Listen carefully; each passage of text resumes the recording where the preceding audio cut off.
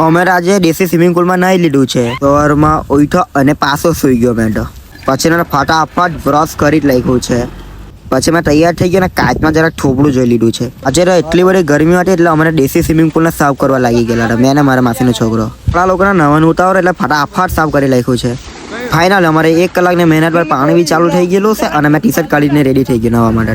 તો કેવાની ઉતારો નાહી પડો ને આપણે કૂદી જ મૂકેલું હતું. મેં ગમે ચારા કર્યા કરું, પાઇપ પર બેસી જાય ગમે બેસી જાય કરું પછી તો. ને તમારા ભાઈ તો જો ને પાઇપ પકડીને બુડવાની કોશિશ કરે, આટલું પાણીમાં તો કરવા જ પડે પછી.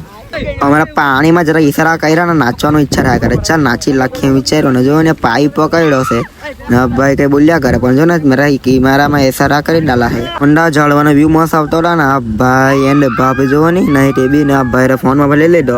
મને કે આમાં જો એમ કે આ ભાઈ ફોન ડૂબાડ્યો જોવો ને રેડી સ્ટેડી એન્ડ ગો.